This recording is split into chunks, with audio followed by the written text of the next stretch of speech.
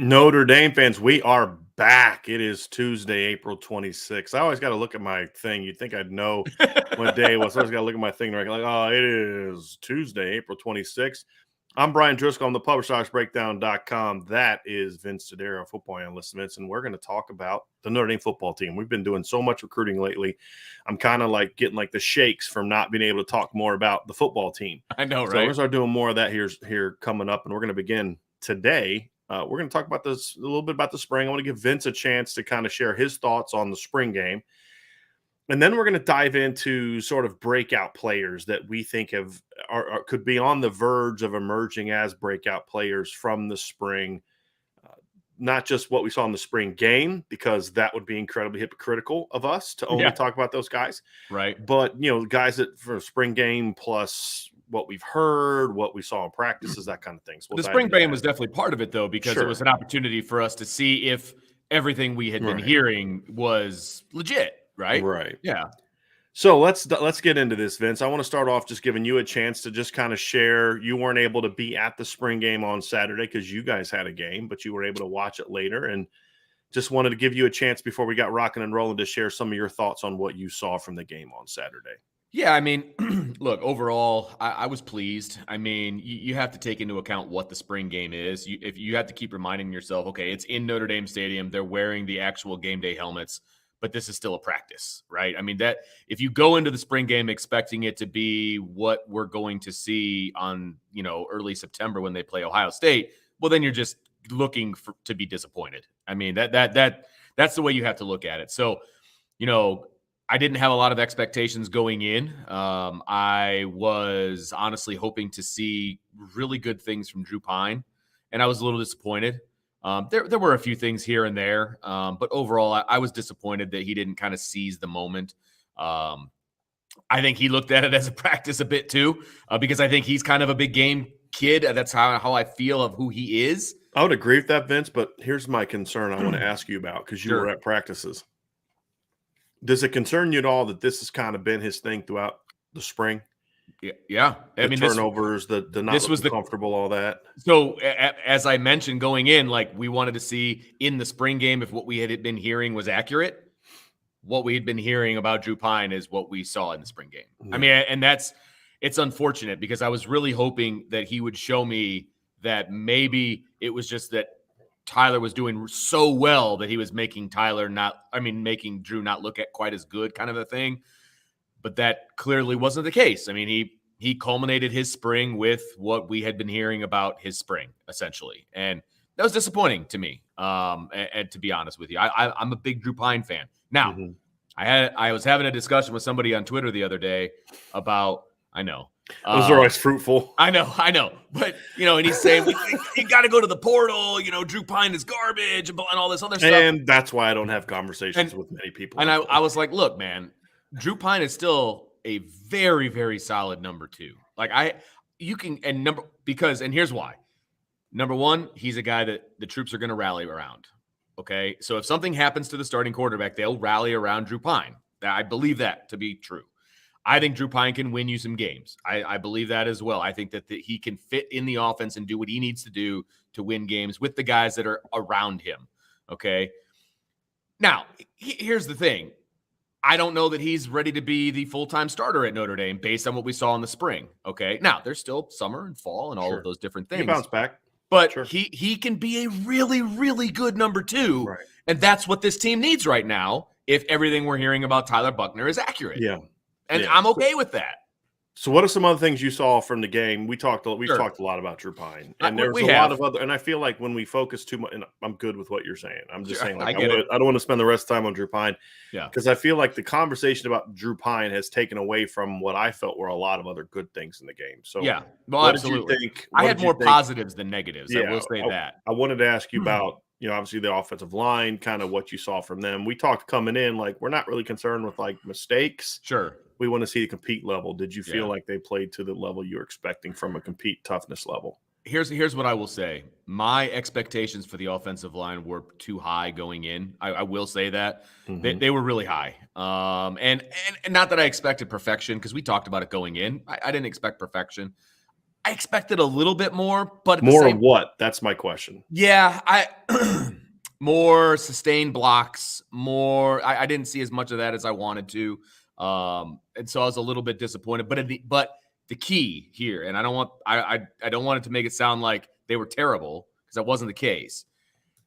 They competed hard. Like they were competing. So it was more kind of some technical things, which you can get cleaned up. I was just hoping they kind of be a little bit further along than they are. But it's interesting because we talked about on the show that we weren't expecting that. I know. I was hoping that you were just saying things you didn't believe last week. Is that what you're saying, Vince? I was hoping that they would be further along than what we talked about. Yeah. That's what I was hoping. But I guess that's the thing is, like, are they not, because of the spring game? That's my point. And that's why I say, sure. That's why I don't like the offensive line that's been playing together all spring didn't play together in the Blue Gold game. Right. And that's why I said I don't care about technical mistakes. I don't care about all that other stuff, because you're not seeing that. And that's a position where that's more important. But they competed. They did compete. It's good to get varying, that's why I wanted to ask you about it. Sure. Because I want to get different viewpoints on it. They competed and they fired off the ball, and they did some things that we had not seen in a long time. And I'm very happy about that. I was more I'm more concerned isn't the right word. I want people to flip out. I was more I wanted to see just some of the one-on-one stuff. You know what I mean? I felt like some of the blocks just weren't sustained long enough. Some little things like that, where that has nothing to do with who's next to you per se. Sure. That has nothing to do with all those things. Just I wanted to see a little bit longer of a compete situation. Again, they competed. They fired off the ball. Some of the run blocking I thought was really, really good. They made holes for those guys. There's no question. They made holes for those running backs, and that was fun to watch. This line is going to be really good. When they have the starting five in there together, it's going to be really good. I just hope they were a little further along. That's all. That's all. They've got plenty of time between now and September. Okay. So even though you gave the preface, I'm not worried about it, you're still worried about it. Okay. So I got it. A little bit. Let's go defense, Vince. What were some of your takeaways from the defense? Okay. And I promise I'm not going to talk about kicking, because I want the rest of the show to be positive. So I thought I was really impressed with Jordan Botelho and how he played. I agree with you that sometimes you just don't know what you're going to get from 12, but they got a really good outing from him. There's good Jordan and bad Jordan. Yes. And bad Jordan has nothing to do with what happens on the football field. Nope. And this is why it's frustrating, Vince, because it's like, if he could just, and I'm hoping he does. We saw it with Kevin Austin, right? Kevin Austin had some issues his first couple of years, and he grew up and became a more mature young man. I'm hoping Jordan can do it, man, because when he does, Vince. I completely agree. He's going to be dangerous. Really good on Saturday. He's a defensive end that's lining up at Rover and looking comfortable there. That's think correct. About that. Yes. How many other defensive ends on this roster could just be like, go play Rover? Yes, absolutely. So he flashed for me. I thought, even though we heard really good things about Junior Tui Alamaka, I was like, okay, I want to see it. I want to see it against the big boys. A little bit opposite of the offensive line thing. I didn't necessarily have high expectations. And he blew me away. I was very impressed with him. Look, he's going to make freshman mistakes. There's no question about it. But if they don't find a way to get him on the field, they have messed up somehow. I thought he played really, really well. Riley Mills, I think, was everything advertised that I anticipated that he would be, and maybe even a little bit more. It was really, really good. I thought Audric, again, I had high expectations for Audric. You and I talked about him going into the game. I'm excited for people to see what he can do.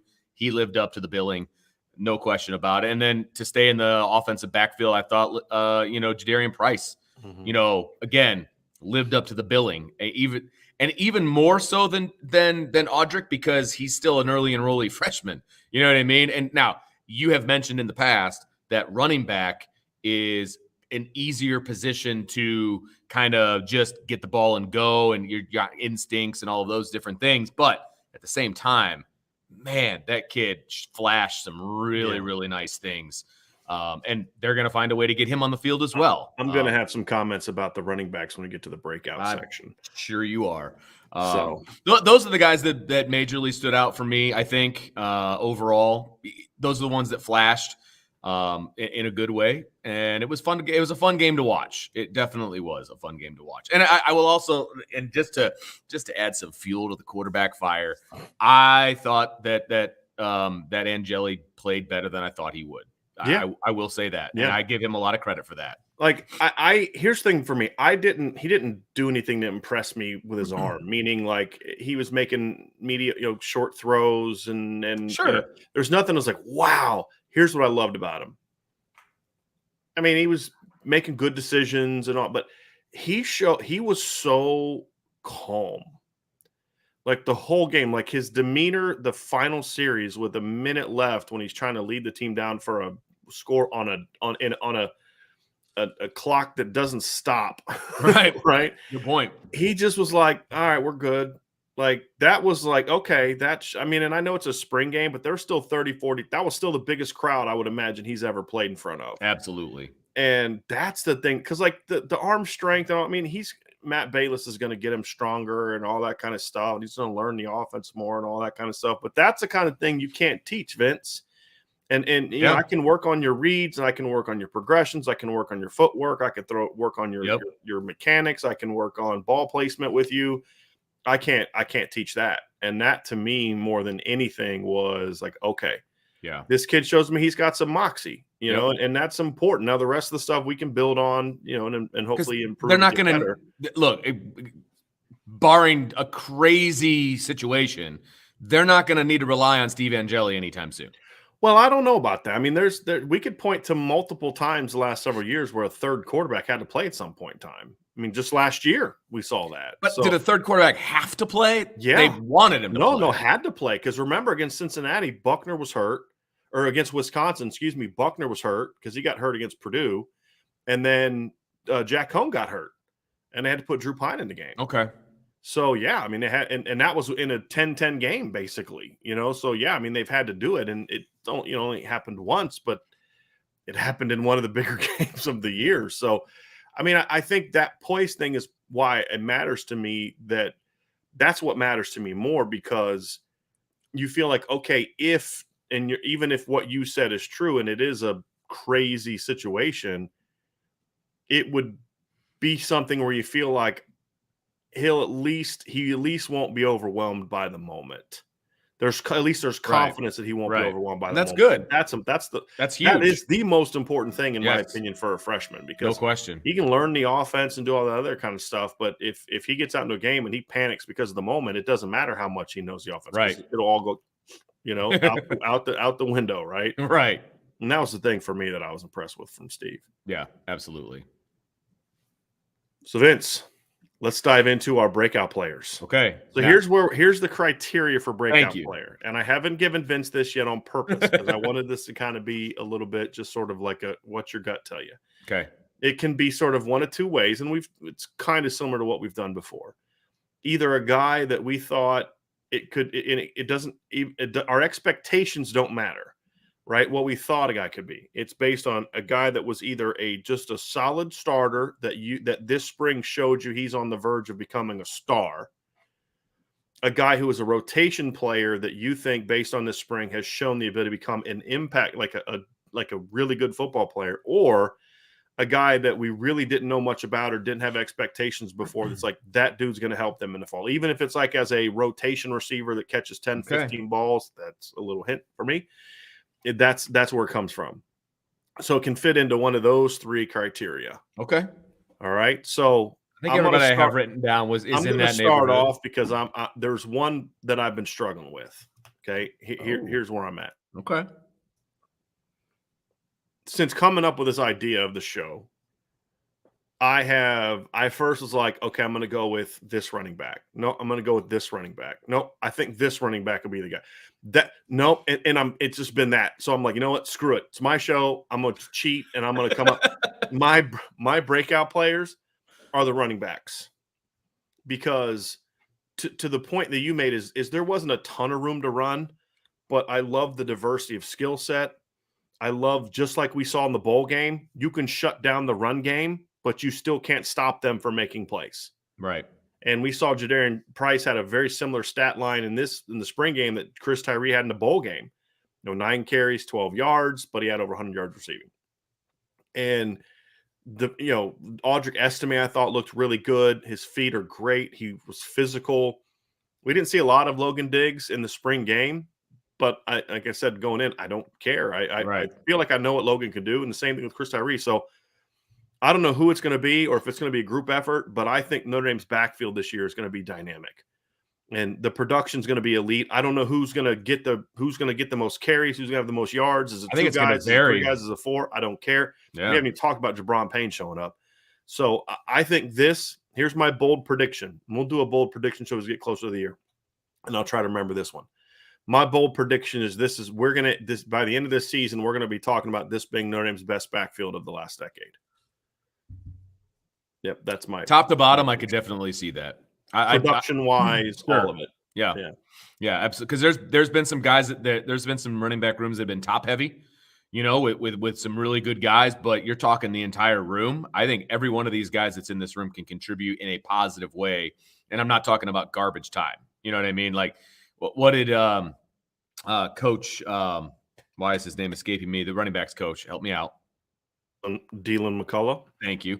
Coach Mccullough said there's 8 starting roles within, his running back room. Mm-hmm. Like, I think that makes so much sense because you're going to be able to find a slot for each one of those guys. Now, some of those guys may take, 1 or 2 of those, obviously, but there's going to be an opportunity for every one of these guys to get on the field and contribute in a positive way. And look, Coach McCullough is going to be, on my bad list if he can't figure out a way to get every one of these guys on the field and contributing, because they can all do it. And I'm with you 1,000% on that. And I love the fact that you decided to put the entire room on there, because I don't know who the star is yet. I really don't. I love Chris Tyree. I mean, he's the leader. And there may not be a star.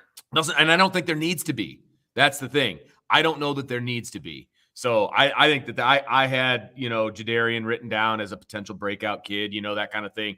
But I'm with you as far as the room. I think that that's a really good call on your part.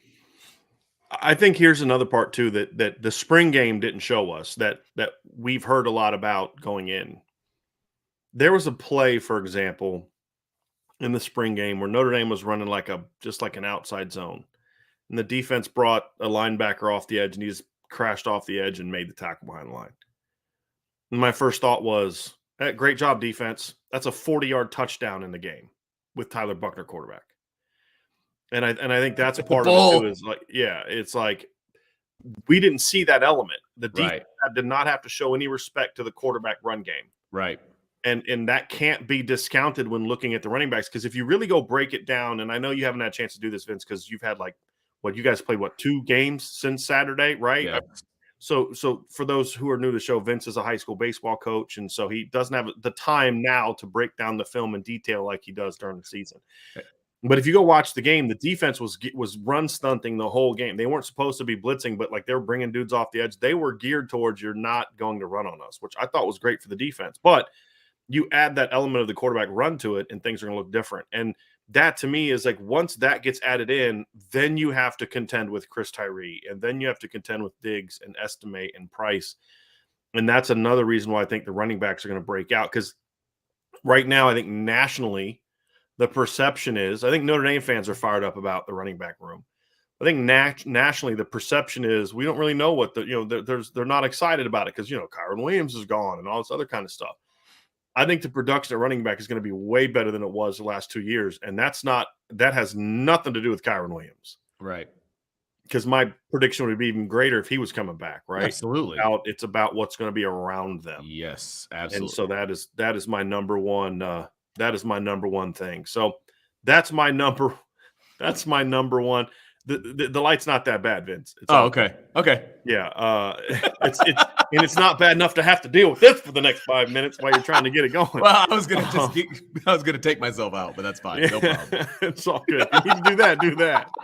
I'm like, what is this freaking guy doing? But to the point is, so that's my number one prediction, Vince. Who was your first group? Do we want to start offense or defense, or you can do however you want. I'm gonna go offense first, then defense. Okay. Did you go however you want? No, that's fine. Man. Let's do some offense. I think, and I already saw Vince, you know me, man. You know I'm always gonna talk about offense first. You and I are offensive guys at heart, obviously. But and I saw a couple people put it in the chat already, but I had it written down before I saw it.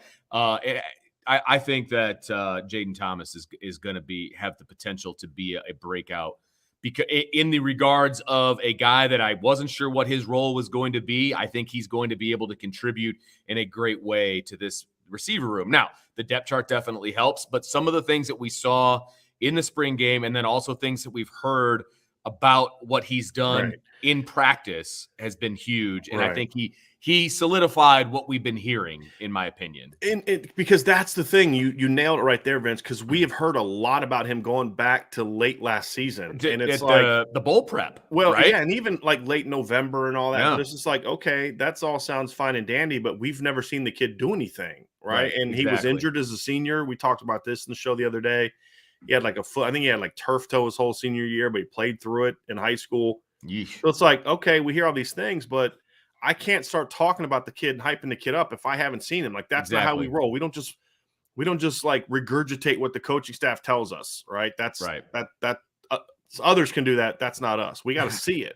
Right. So that's why he was the next guy on my list on offense was Jaden Thomas because of that. Because I graded him as a 4-star recruit coming out of high school, but it's like he was injured as a senior, saw nothing from him as a freshman. He's banged up several times. That's the key is he's got to stay healthy. Yes. Number one. But I thought his body looked a lot better. He had gotten rid of some of the bad weight that I think he got because of the foot injury that he had in high school. He looked good. But here's what's got me. Like I always thought he could be a good possession receiver, maybe play some slot, be a good route runner because of stuff we saw in high school. What surprised me is he was doing damage after the catch. Yes, thank you. And that surprised me, and not even like catching it and then finding a crease like he did on that one tunnel screen, which he made like a great extended catch. But then he gets, I can't remember if it was a jet sweep. I forget the play because I only remember how it ended. I don't remember how he got the ball, but it was the play where he just completely embarrassed Ramon Henderson in space. And look, his day would have even been better. He had gotten free on a breakdown play.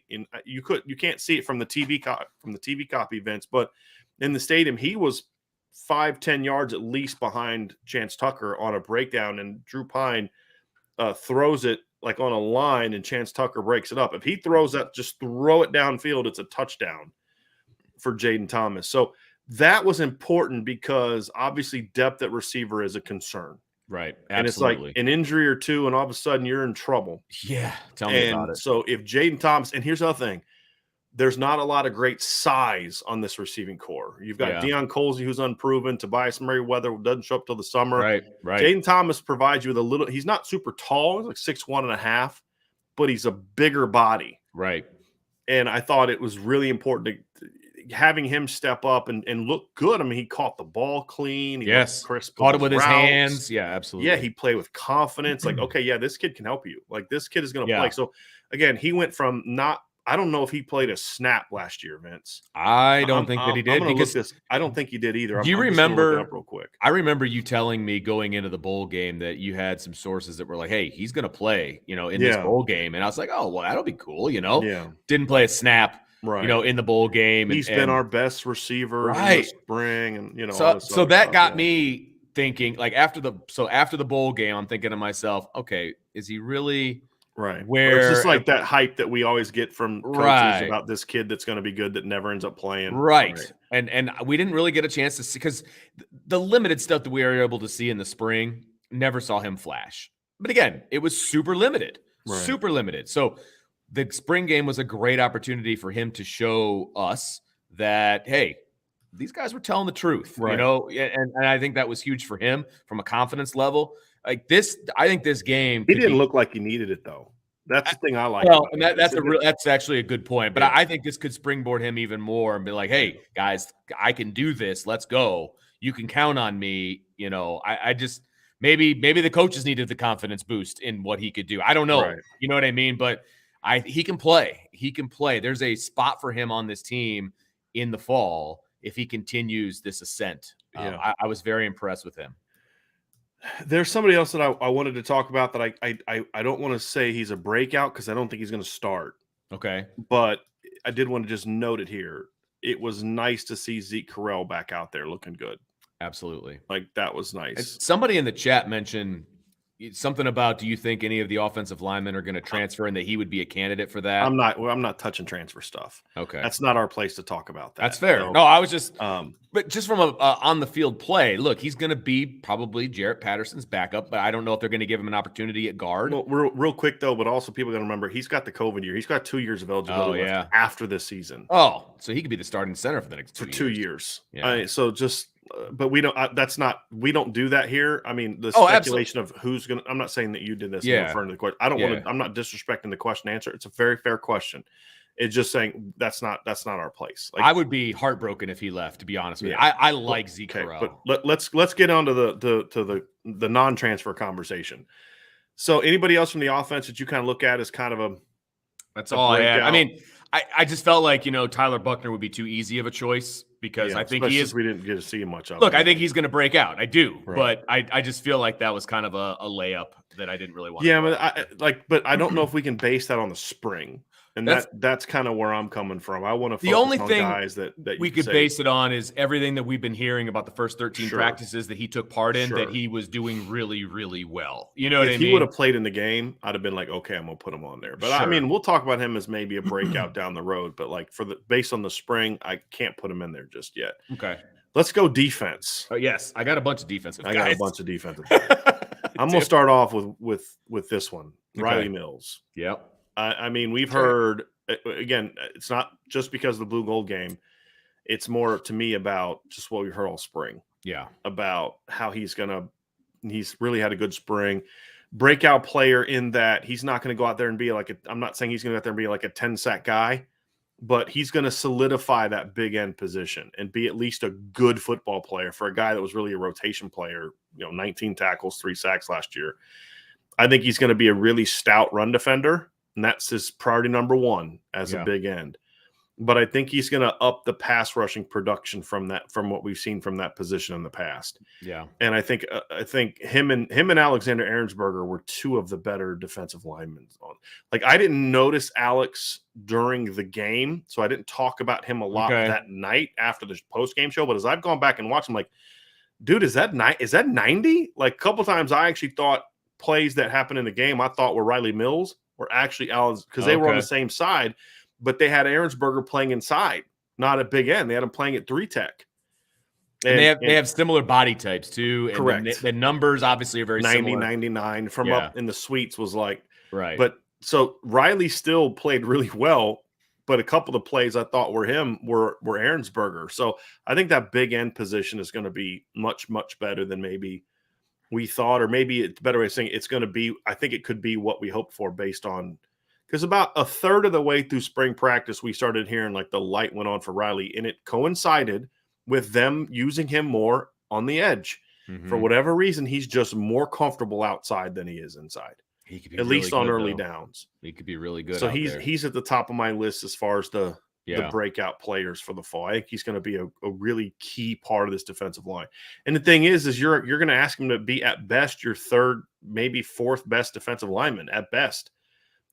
So it's not like you need him to be a star. It's just be a good player on a dependable basis. He needs to be dependable and consistent. And I think if he can do that this season, look out for him next season when he's really going to be counted on, because Jason's going to be gone and Foskey's going to be gone. You know what I mean? Like, and Justin's going to be gone. It's going to be an opportunity for him to be like, okay, this is now my spot. Right. It's time to roll. But he kind of needs that intro year. You know what I mean? Yeah. Right. Real quick, Vince. Jayden Thomas played 14 snaps last year.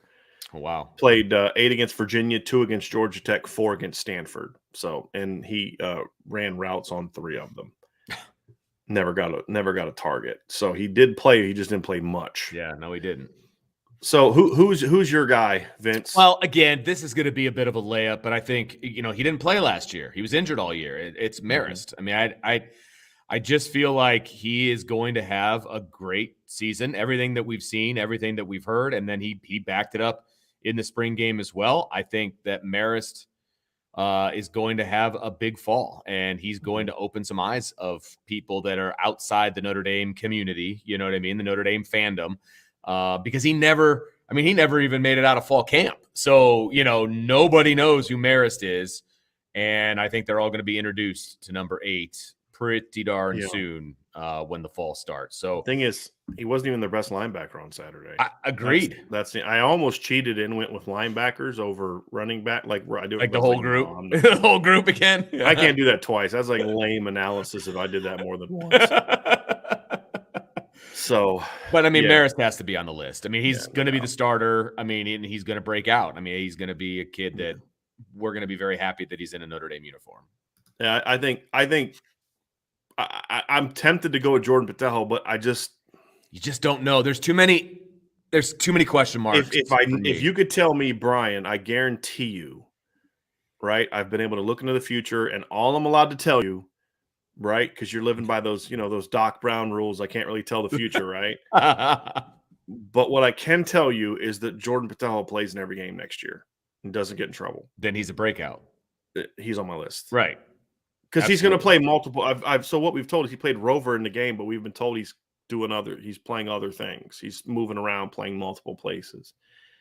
But it's just I got to be able to depend on him. And if I get to the point where I can, looking at it from a coach's standpoint, then the kid's going to be a factor. Because I think he gives you something that Jack Kaiser doesn't. Jack Kaiser gives you things that Jordan doesn't. Like I really like that 1-2 punch. Plus you got Jalen Sneed. If he emerges, you can always move Jordan inside. You can move him to D end and all those you can move him around. Sure. Another guy that's on my list is I'm making another bold prediction. I think that Junior Tuihalamaka at the very least will be a rotation middle linebacker, if not at some point in time taking over as a starter. Yep.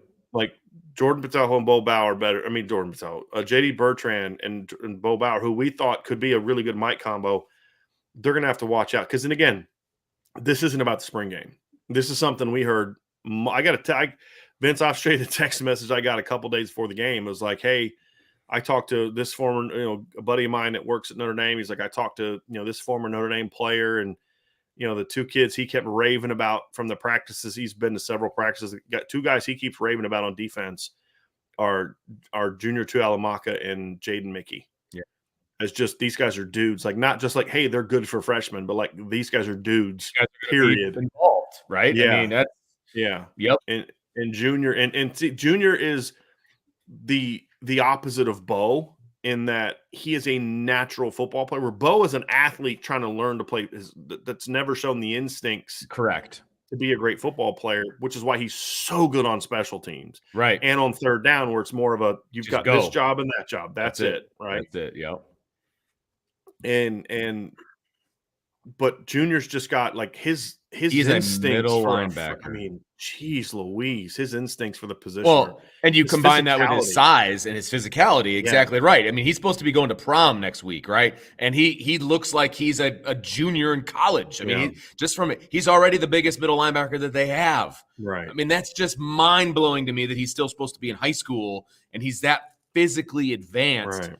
And then you add to it the mental side of things and the instincts that he has. I mean, that one play early on where he made the play in the backfield, it's like he got shot out of a cannon. He read that play. It was a running play. He read the play, and boom, he was in the backfield tripping up the running back. I mean, that is what a middle linebacker is, right? And again, you cannot keep him off the field.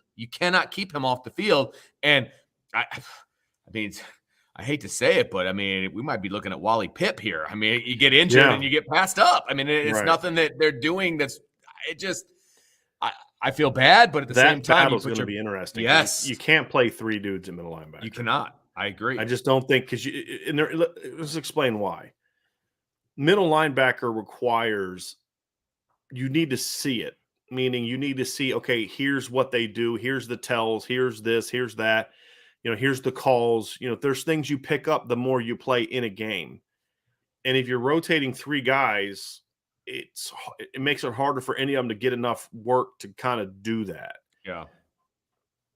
And so I think three is too many. I mean, you need to have your starter and then you have another guy that's working in as part of the rotation. I'm totally fine with that. And it's like you can say, well, just move JD back out to Will. After watching Marist and Prince Collie, I don't know if I want to do that either. Right? He's going to be running the same He's problem. a better fit at Mike, whether he's the starter and JD's coming off the bench or Junior's coming off the bench or Junior's the starter and he or Bo's the starter. there's a really nice 3-man group there. And I'll say this, if barring injury or something happening off the field, which I have never heard that being an issue for Junior Tuihalamaka. Right. Barring injury for him, boy, I got to feel like this Mike linebacker situation is really good, because if Junior's healthy and isn't playing, it's going to be because those other guys are really playing well. Yeah. Because they're going to have to play really well to keep him off field. I don't see this because of how Junior's performed. I don't think that this is going to be a thing where you say, well, he's a freshman. He doesn't really have the knowledge. No, that from what we've seen this spring and what we've heard this spring, that's not going to be a problem. Right. So if for some reason Junior's not playing in the fall, I have to think it's going to be because JD and Bo are just playing great football. Right. And that's what I love about it, because that's what a great team should be about. It's like, hey, look, yeah, you started for us last year and you had over 100 tackles, but if you don't really bring it this year, we got this young stud that's ready to play. And what that does is that forces JD Bertrand to raise his level as well. So it's like, hey, you want to stay on the field, you got to take your game to another level. You got to lock in, you got to do that. And that's healthy competition, because you find out, number one, you find out who really is willing to compete. Sure. Right. And number two, it's like there's something too, whether it's conscious or subconscious, to the notion of, and I've talked with some linemen about this. Alex Bars was explaining this to me one time, and I think it might have been on the show, but he was like, look, you just knew when you were putting the pads on every day in practice, mentally you knew you had to get right. No matter what was going on in your life, you knew you had to mentally get right, because Q wouldn't allow anything else.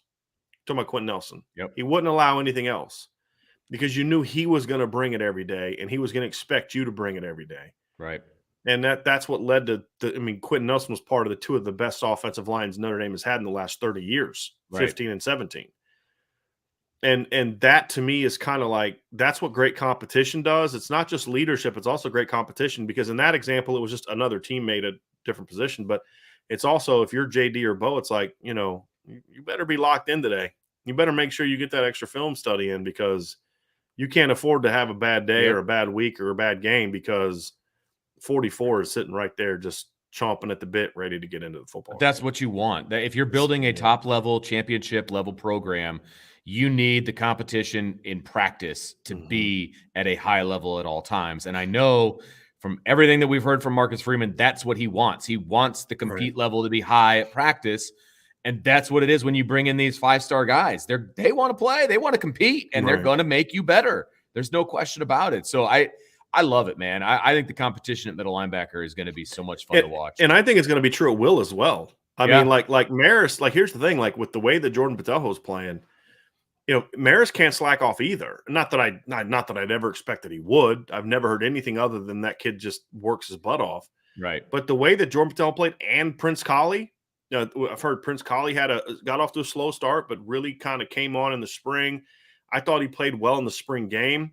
I mean, at linebacker, you went from this being a big question mark to how are you going to find time for all these kids? Right. And we haven't even talked about the fact that the freshman classes, they've already moved one of those dudes to Viper, and we're not even talking about Jalen Sneed right now. Right. Who, athletically in the game also already looked like we'd hope he would be. Right. I mean, we haven't talked about Nolan Ziegler, who I heard did some nice things this spring, because because those older players are just bringing it. And man, it makes you get you fired up for what this linebacker core could be, because that was a weakness on this defense last year. Flat out was. It flat out was a weakness on this defense last year. And I would argue inside linebacker wasn't great in 2020 either, because we know the will spot especially was a problem. Yep. Right. There was compensation going on too from the middle linebacker to cover, which made them less effective. Yep. I mean, that's football.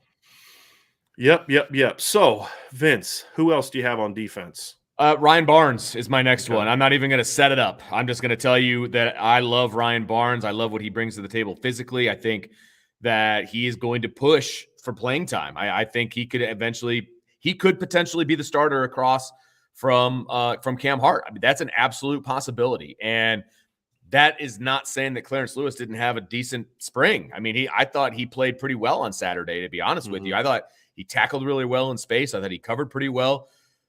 It's going to be tough to hold off Ryan Barnes. And I just feel like Ryan Barnes has put himself in a position to potentially be that extra starter across from Cam Hart. And look, they need to have some elite corners if they want their defense to be elite. I mean, that's we've been talking about. I don't know if they need elite corners to be an elite defense. They just need good, like really, like they need to be good there. Look, I don't know if there's a single team in the country that's elite everywhere. That's fair, right? But the point is, what you can't do is you can't allow your defensive line to be negated by you giving up bombs like they did against Oklahoma State. Like, defensive line early is chewing Oklahoma State up until they just started going tempo and hitting those one-on-ones outside. And it was like, well, you've negated the best part of our defense. Right. Because you're getting beat outside. So I'm pushed back a little bit. I don't think you need to be elite there, because if that's the case, they're not going to be an elite defense, because Barnes and Mickey, and they're not going to be elite, right? They don't, but I don't think they need to be. They just need to be good, in my opinion. That's just my opinion on that. You can push back if you'd like. And you're allowed to. You don't have to accept my premise. No, you can look, push back if you want. And elite might have been a stretch, but at the same time, I feel like Cam Hart is going to take a step, and I think he's going to be really, really good. But he needs somebody on the other side to be really, really good. Right. And I feel otherwise like you're going to avoid him. Right. This is 100%. Yeah. And that's what they did last year. They avoided him. You didn't hear about Cam Hart a whole lot because people were avoiding him. Right. You need somebody that's really, really good on the other side, and I feel like Ryan Barnes is pushing to be that guy right now.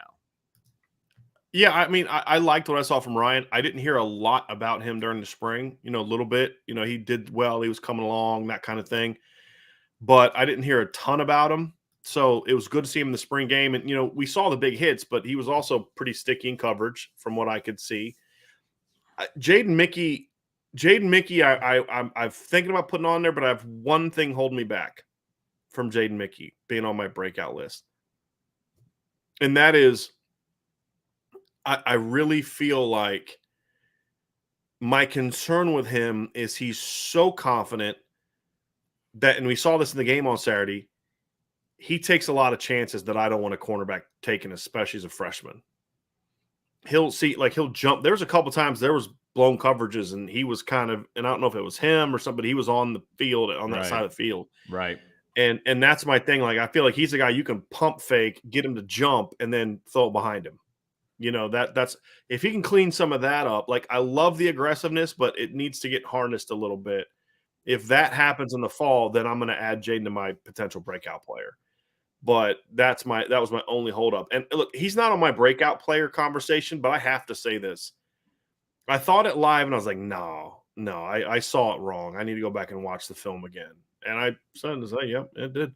DJ Brown was their second best safety on Saturday behind Brandon Joseph. And it was really, I mean, I thought Justin Walters played well, but I'm sorry. I thought DJ Brown was, I'm not sorry. I mean, he looked a lot twitchier and quicker and faster to me in the game on Saturday. And I don't know how much you could see it, Vince, because of the nature of the TV copy, but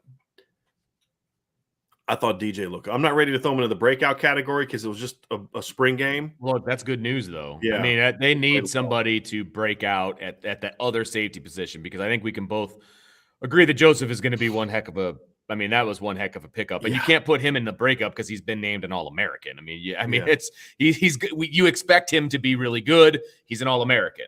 So who's that second safety going to be? A lot of good names, a lot of possibility. And if you would have asked me a week ago if that guy was going to be DJ Brown, I would have said you were nuts. Yeah. But that's great news. That is great news, because now he's going to raise the level of competition. And he's going to say, hey, guys, I'm here. If you want this spot, come and get it. You know what I mean? And I think that's fantastic, because Ramon Henderson can play the game. Xavier Watts can play the game. That's a pretty good group of guys. And if DJ Brown is playing better than those guys, then he's playing really well. I got to bring this up. David Solomon said a lot of people thought Junior would be the last of the 4 linebacker recruits to develop and compete for playing time. Looks like a lot of people are completely wrong. I don't know what in the world he's talking about, because the exact opposite was true. Everybody that I know, Vince and I, we talked about it. he has the lowest ceiling based on what we saw in high school. But the one thing we said is he's going to be the most ready to play as a freshman. Right. So I don't know where this is coming from and who a lot of these people are, but I would encourage you to stop listening to those a lot of people because that's not what's been said at Irish Breakdown. Right. In fact, we've said quite the opposite. And I haven't noticed in any of the chats people saying that he would be the last to compete for playing time. I think the exact opposite is true of that, with all due respect. Patrick Bird asks, we're talking about Junior. He says, do y'all think the Junior and Teo comparison is fair?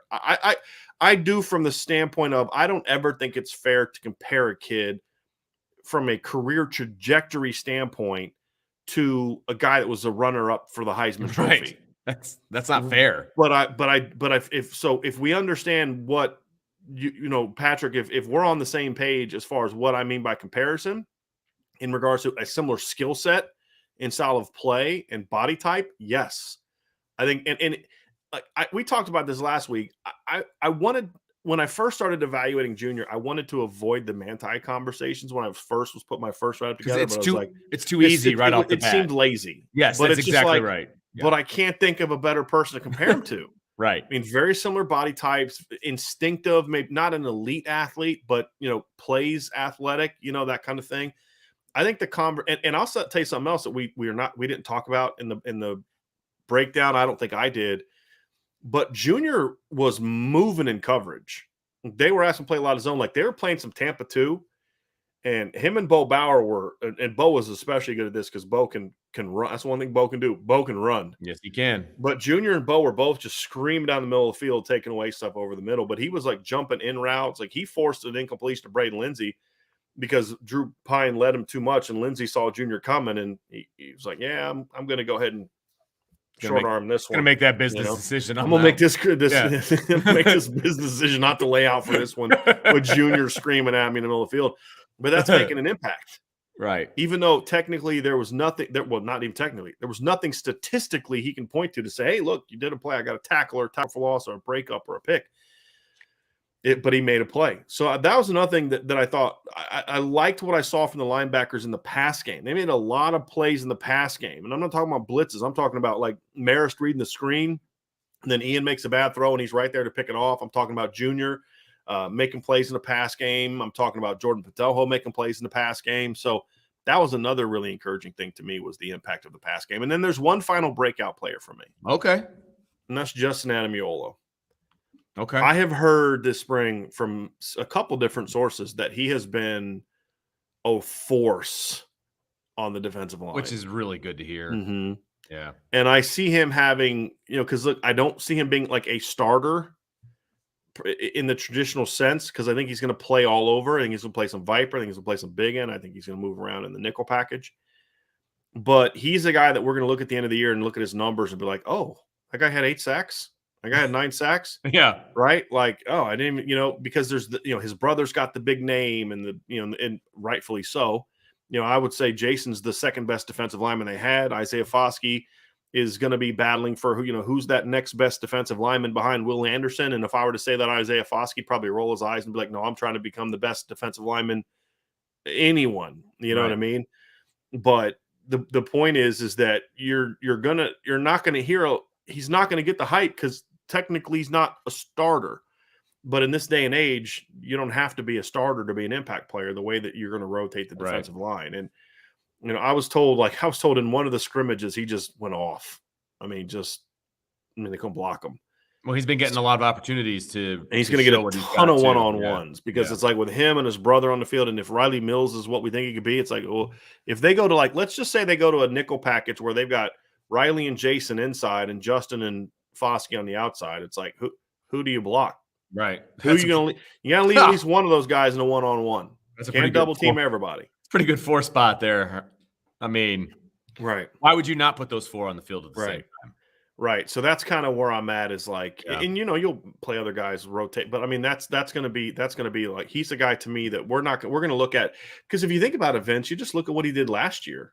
He was a pretty good player last year for them in a very similar role. He was steady. He was steady.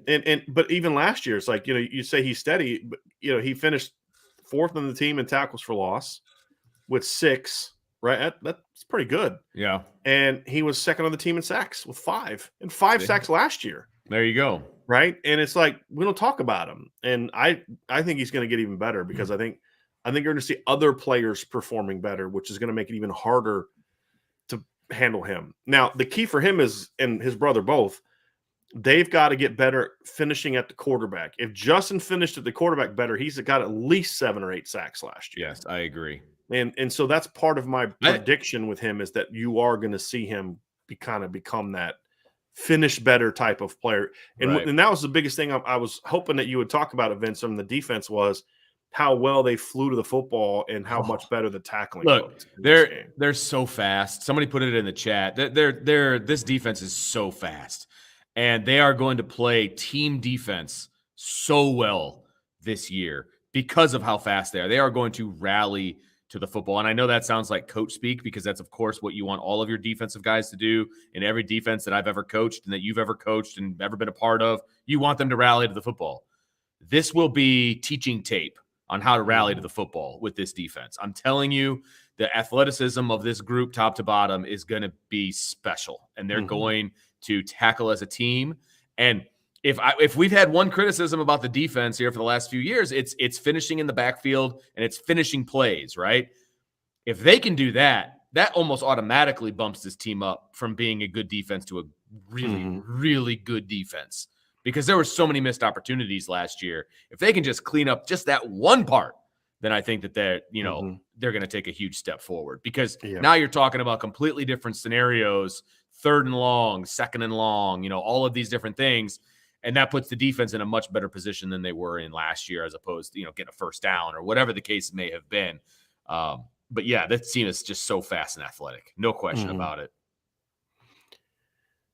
That kind of, it goes to, you had made a comment last week, and I don't think we saw anything to make us doubt that this is true. We were talking about the offense last week. And if the offense can be what it should be, people want to know why are you so optimistic? I mean, first-year coach, there's all these reasons to a new quarterback and all. It's like, number one is I think there's more talent than people think. Number one. And I think this defense is going to be a lot. I think the defense was a lot better than people realized last year. It's had a couple bad games. There was a lot of good football being played by this defense last year. I mean, they went with like 5 straight games. They allowed like less than 100 yards rushing at one point in time. And, and shut down Wisconsin's ground game. Cincinnati couldn't run on them. Like, they had some really good moments, and they didn't have Marist. They didn't have, and Sean made the comment, and a lot of people got on him for it. But I think on Saturday, we kind of saw what he was talking about. And it was the comment that that it's not that Brandon Joseph is necessarily per se better than Kyle Hamilton, but his fit within the defense is going to make the safety, he's going to make others around him better. Right. And I think the reason is Kyle's talent was so unique that you kind of had to carve out a niche for him that maybe wasn't always what was best for the other 10, but it's kind of what you needed to do with him. With Brandon, his skill set and the way he plays, he fits right nicely into that defense, and that's where Sean was coming from. And I think we saw that on Saturday a little bit, Vince, because I can't call Brandon a breakout player because he was an All-American 2 years ago. Right. But he's going to become a breakout name nationally, even though his play isn't breakout. I mean, Ryan's been super high on him since before Notre Dame got him. And he, like I said, he was an All-American 2 years ago. But I don't think he's a national name. I agree, because he was at Northwestern. Right. He's a guy that I'm going to not add as a breakout from a play standpoint, but he's my final breakout player from a standpoint of, this is a guy that the rest of the country is going to be talking about here real soon. Yeah. No, I think that's fair. I think that's actually a really good call. Because like I said, I wanted to put him on there because I think he's going to be really, really good. And he has never shown me anything in the few practices that we were able to see and the blue gold game to make me think anything otherwise. And when you're at Notre Dame, you will automatically have a national stage to be on. Northwestern is not that national stage. And that's just a fact, right? There's plenty of people out there that had no idea who Brandon Joseph was, even though he was an All-American in 2020. Right. Plain and simple. and he's going to have that platform now, and he's going to turn some heads. There is no doubt in my mind that will be the case. Yeah. So we'll see. We'll see. There's a lot of good discussion, Vince. A lot of good talk. I think the fact that there's a lot more guys we could talk about. Like we didn't talk about like Joe Alt, that kind of thing, and Sure. he had another good spring. I'm taking the stance here for a little bit that I'm going to pump the brakes a little bit on the sophomore tackles because I feel like they're so good and the potential so high that it's almost kind of like I'm trying to be cautiously cognizant optimistic. of not cautiously optimistic. That's not it's. Okay. I don't want to put so much hype on them that it's impossible for them to live up to it. Yeah, and that's my thing. That's fair. That's fair because I'm really excited about this group. And I have to temper my expectations too. Yeah, but it's like they are sophomores. Absolutely. But that's also why I'm so glad Harry stands here because, I mean, you could just see it in the game on Saturday. He's not going to – like Sean and I were talking earlier, and he made a great point. He's like, Harry's the kind of guy that just because the end result was positive doesn't mean he's going to accept it. Yes. Because it's about the way to do it. And when that sinks in for Joe and Blake, it's going to be really, really good. There's some other offensive line we'll talk about here too in a little bit, but I did want to bring Ryan Roberts in, and we're gonna jump into our questions. Ryan is going to hat us. I didn't even recognize him at first, but we got a lot of great questions, guys. I want to dive into, and first I want to get to a couple of these super chats from Truman DeMel. Haven't seen you in a while, Truman. Thanks for the super chat. He's got 2 of them. Truman said, I think Audric will be our number 1 running back and Logan Diggs 1A. I feel Audric is going to really be the undisputed number 1. Honestly, Truman, I could seriously I could listen to people jump into this chat and make a case for Audric to be the number 1. And then someone else could make as convincing of an argument that Logan Diggs will be number 1. Yep. And then someone can make just as convincing of an argument that Chris Tyree could be number 1. And then someone can make an argument that you guys better play well and be number 1. Otherwise, Jadarian Price is going to beat you out by the middle of the season. Right? That's why I was like, I can't pick a back as a breakout. I'm just picking the backs as my breakout because I literally I'm not going to tell any. The only thing I would tell someone you're wrong about is if you tried to tell me somebody else wasn't good. Chris Tyree's not this. Okay, that's where I'll get a little feisty. But you want to tell me one of those, that Chris Tyree may not be the starter because somebody else may just be better? Okay, I can do that, right? I mean, that's a legitimate option. But if you're going to tell me like somebody's, I'm not that high on Logan Diggs. Well, it's a free country. You can have whatever opinion you want, but you're not right. You're incorrect. That's what I love about this backfield. To Truman, I'm not going to push back on you at all. I could see that, but I could see a lot of other things happening to running back too. That's just how loaded this group is, in my opinion. And it's funny saying that because the production's not there yet. I mean, it's a young group, but man, this group has a chance to be really special, in my opinion.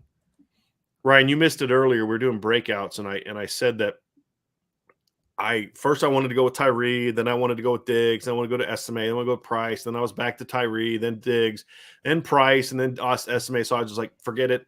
It's my show. I'm doing what I want. I'm going with the running backs, the backfield. It's like a carousel, man. Exactly. Pick your spot. Yeah, exactly. So it's a talented group. Yeah. I think if you don't utilize them all, then you're doing a disservice for yourself. Honestly, like Estimate should play. I think Logan Diggs should play. Chris Tyree. They all should have their role in the offense. So the 1A versus 1B conversation, like I get it because typically speaking, there's always been a bell cow, right? Like we just had Kyron Williams, who was back-to-back 1,000-yard season type of guy, and he was the main volume guy.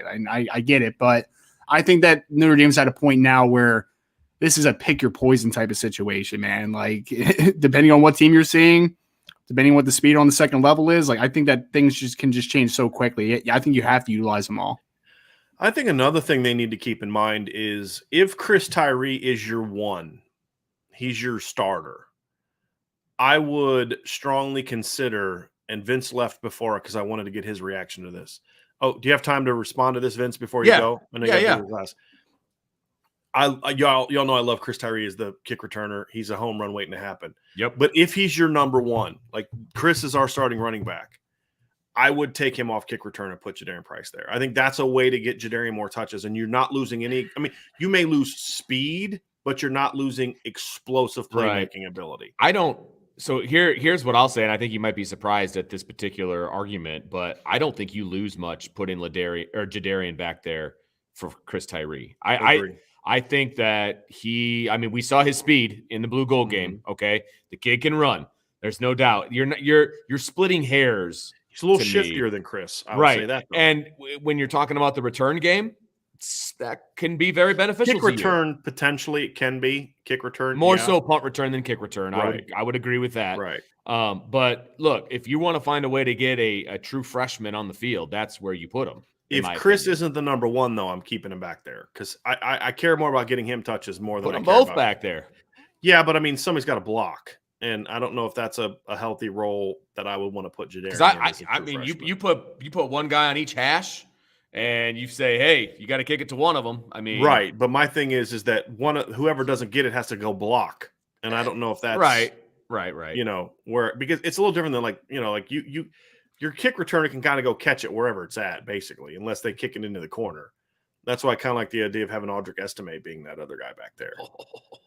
So it's like, okay, if you try to kick it too far and he has to field it, okay.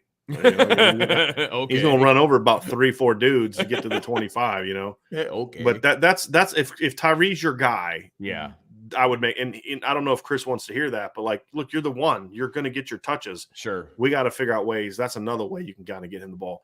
Punt returner's a little bit interesting, and there was a question about it in the chat, but I'll be surprised after what we saw Saturday and what you guys have reported to me from practices. I'll be surprised if Brandon Joseph's not their starting punt returner next year.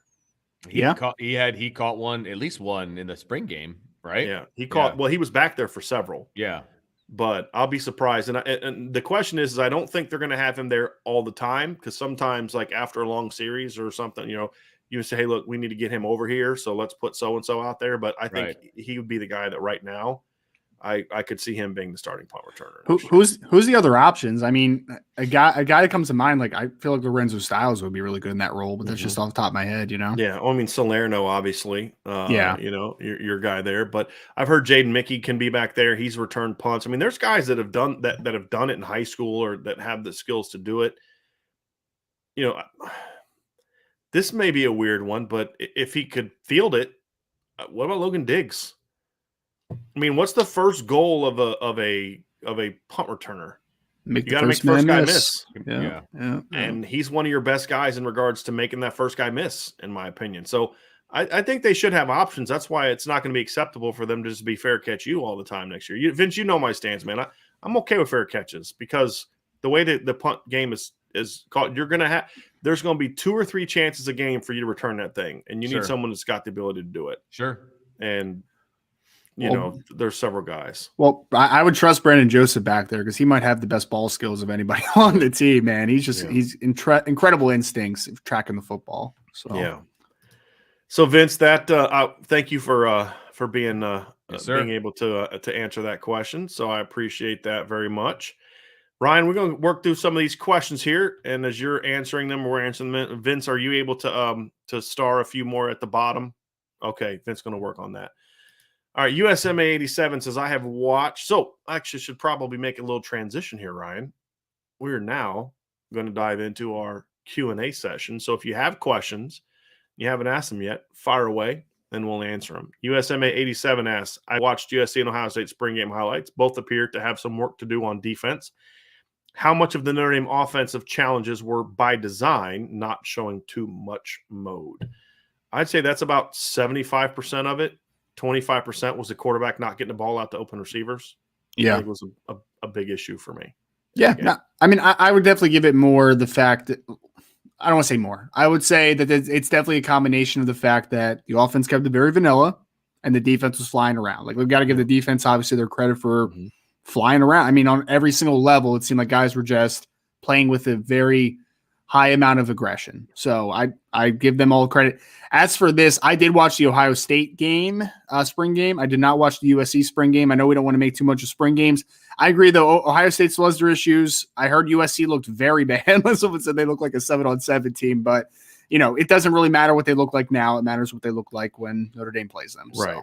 Same thing with Notre Dame. It's a spring game, and I don't put a lot on that. Now, where I think you can say, okay, look, if they're showing something that they've showed in the past, then you can be like, okay, that's still a problem, but I'm just not worried about it. But I do think people need to understand is, number one, Notre Dame wasn't playing also in the spring without, for sure, 3 starters, maybe 4, if you want to count Joe Wilkins as a potential starter, but you're missing your potential All-American center, your starting quarterback, and your most experienced receiver in Avery Davis, plus Joe Wilkins. So I don't have the same reaction to the spring game, the lack of offense in the spring game, because the reality is stuff was there. It just, you need to hit it.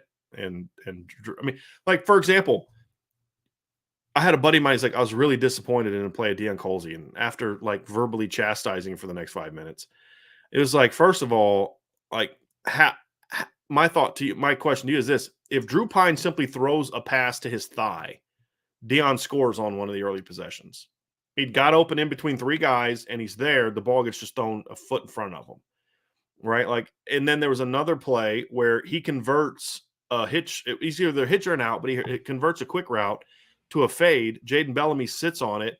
And if Drew reads it correctly, that's another touchdown to Deion Colzie.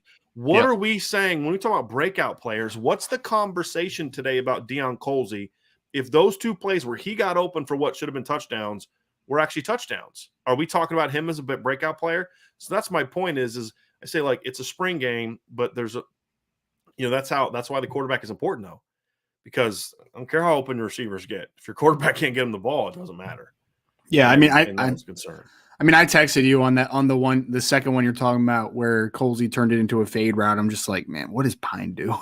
Yeah. Like, the corner just sat down. Like, what? Like, that should have been one of the easiest conversion reads of all time. I mean, Ryan, there was no doubt of what that one should have been. Yeah, he's lucky he didn't get picked off. Well, my wife, obviously we were in the stands, and my wife was even, and she's not like the schematic person, right? But even she's like, why would he throw it there when the corner was staying low? I'm like, it's a great question, babe. First of all, you're just like, I love you so much right now. Will you marry me again? Yeah, exactly. We have another ceremony at the Basilica just later today. But yeah, I mean, she was absolutely right. I mean, but again, that can dictate. So, like, I don't know if sitting at home you can see that. And I'm not saying that as a criticism. I'm saying I didn't pay attention to that when I watched the TV copy later because I saw it live. I was watching the line. So I don't know how that is. But again, that's why I say you can't always judge a receiver by his numbers, because I've heard people say, well, Deion didn't play great. And I'm like, no, he didn't play great. Nobody played great. He should have made that catch. I mean, it'd have been tough, but he needs to flip his hands and make that catch on the sideline. You're 6'5". That's a play we're expecting you to make. And, Coach Freeman went up to him. Sean told me that Coach Freeman went up to him, sort of later after. I was like, man, you got to make that catch, because they expect him to make it. But there's 2 other plays that Deion should have had touchdowns on. Quarterback didn't give him the ball.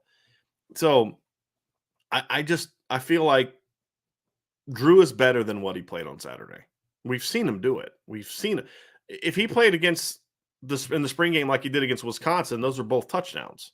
Agree. I mean, that's the reality of it. So that's why another reason why I just tell people, don't get too worked up about spring games.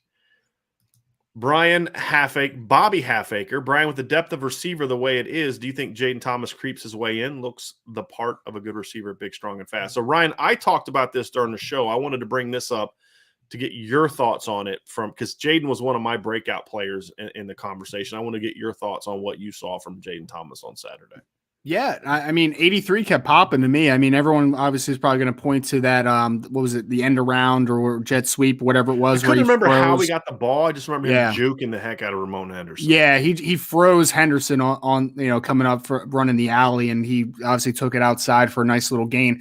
I thought he looked a lot more explosive than he did in the spring practice I saw. It was like noticeably more explosive. So he's got a nice body to him. He's physically well put together. Looks like a good athlete overall, and it looked like he was just more consistent during that practice. And I would rather see it on a day-to-day basis, but if he's consistent and he has that type of physicality and he has a little more juice than maybe I gave him credit for, there's no reason to think that he can't compete for snaps. I mean, there's no reason at all to think that. Yeah, and I think they're going to need him to, and that's what was so important about him finally stepping up. Yeah. Gene Allen says, when you say that Rocco Spindler's feet are his big issue at the time, what are you meaning by that? Is he too slow? Is his base not good? Does he cross his feet? And it is all correct. Well, it's a very good question, Gene. I would say that it's a couple things. I felt like early in spring especially, Rocco looked a little out of shape. and his feet were sluggish. I don't, however, think Rocco has slow feet because we've seen high school film of him as a 290-pound kid showing much better quickness than what we saw early in the spring. Having said that, Ryan, I don't know if you've had a chance to go back and watch the film, but I liked what I saw from Rocco on Saturday. I thought he outplayed Andrew Kristofic. Now, again, I'm not saying he's going to beat him out. I'm just saying in the spring game, I thought he outplayed him. I thought he was physical. I thought he did a nice job getting to the second level. I thought his feet still get a little heavy at times, but I thought he played a lot better than he played early in the spring, which was a really encouraging thing because that's a guy you were expecting to be a key part of your rotation, if not pushing people for a starting job. And what we saw from him in the spring was not pretty.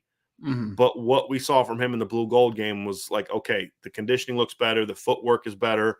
And the things that we were talking about, Gene, are correctable. It's, shape, get better, a little better shape and improve your foot quickness, your footwork.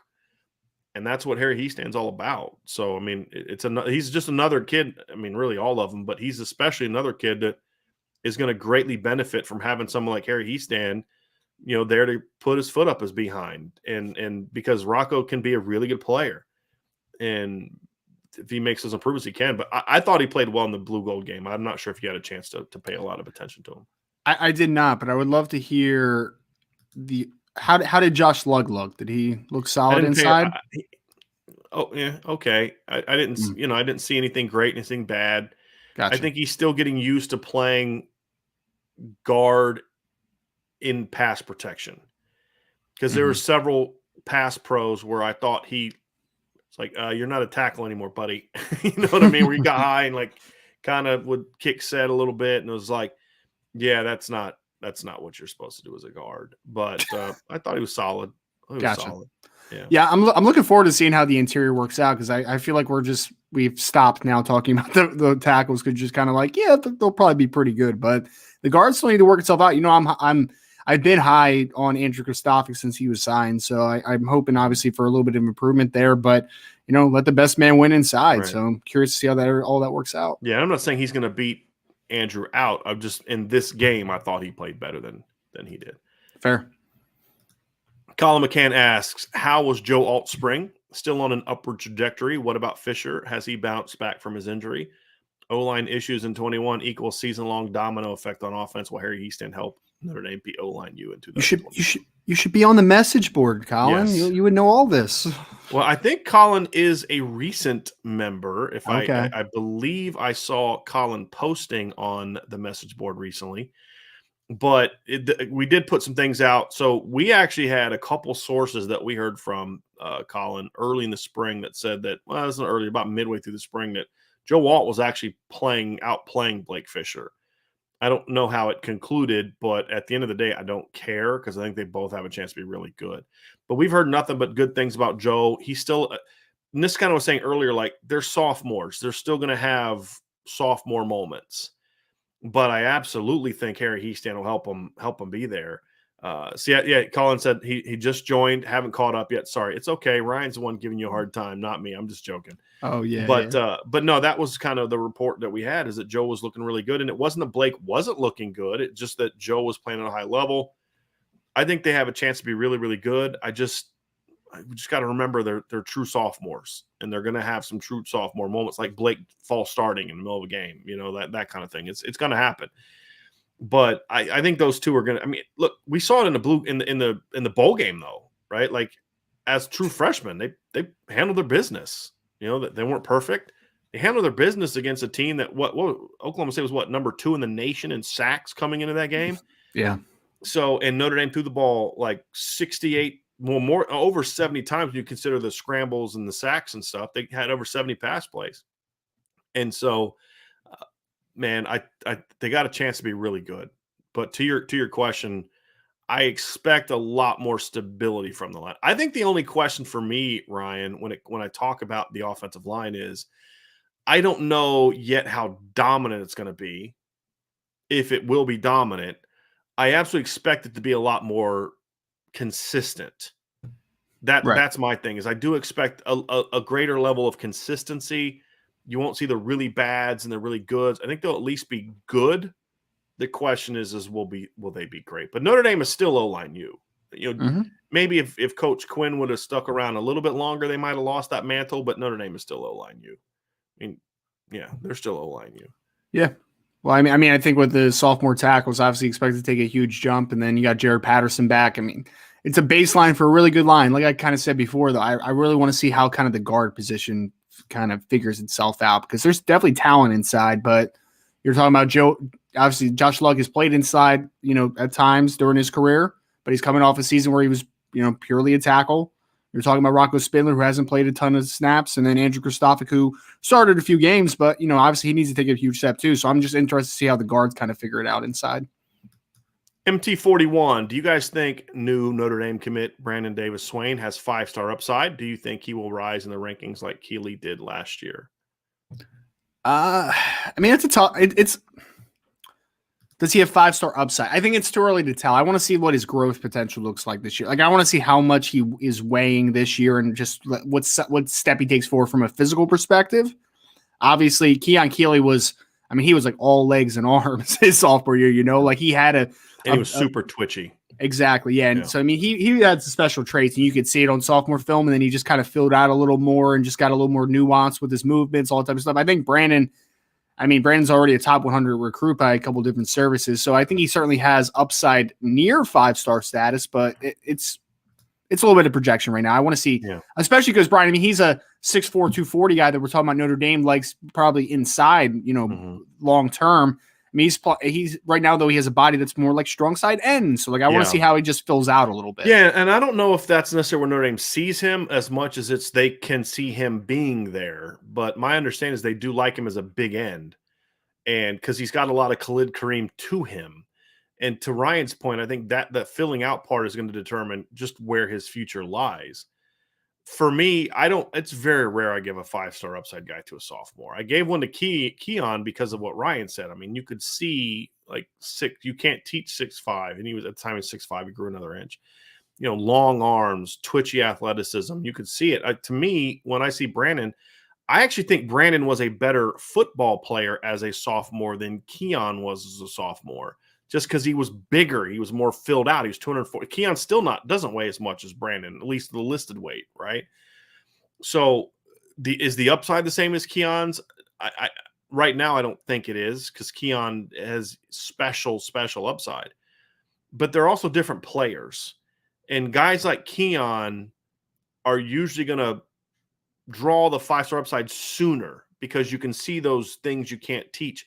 With Brandon, it just depends on how things fill out. But at the very least right now, Ryan, he's a 4.5 upside guy for me, which for me is that of a top 50 recruit, where a 5-star upside is like you're a top 20 to 25 recruit. And that's really where it is for me. It's fair. R. Mark Baskerville II with a super chat. R. Mark Baskerville II. Thank you very, very much for that. Unrelated to on-field football, but curious what feedback or anything you've heard about Irish Players Club and the fund.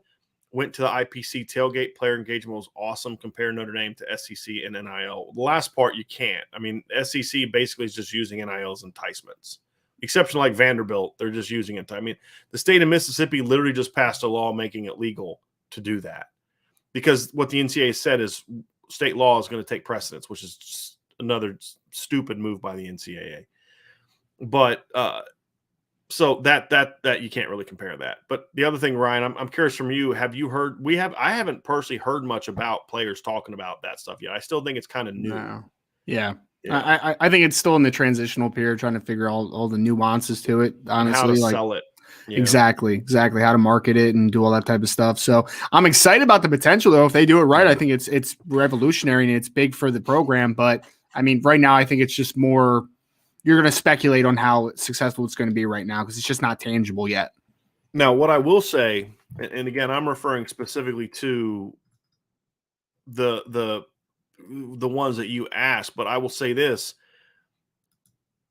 Notre Dame, there are plenty of recruits and parents, especially that I've talked to, that have said Notre Dame has a really good NIL pitch, but they're very clear to let people know, you're not guaranteed anything if you come here, which they're not. and we're not going to use NIL as like a enticement to get you to come here the way that other places are. But they've also reiterated that if you come here and you handle your business, there's plenty of opportunities, and they've sold to recruits. Now, they're not doing a very good job of that, like publicly, like some other schools are. But at the end of the day, I don't care about it as long as recruits are getting that message. And like when the Athletic article came out a week ago talking about the fund, and they interviewed Brady Quinn and Tom Mendoza, the drivers behind it, it's not a coincidence that Tom Mendoza talked about, well, if you're a Heisman Trophy winning quarterback and you play at that level, you're going to have a lot of opportunities. That wasn't Tom's a smart guy. That wasn't a coincidence, right? That wasn't just, oh, by the way, I don't know if you're like a great quarterback. I mean, that had Dante Moore written all over it. And I think that's the thing. That's the thing that I think we're seeing Notre Dame do a better job of, in my opinion, is selling it to recruits. Just see how it kind of sinks in at this point in time.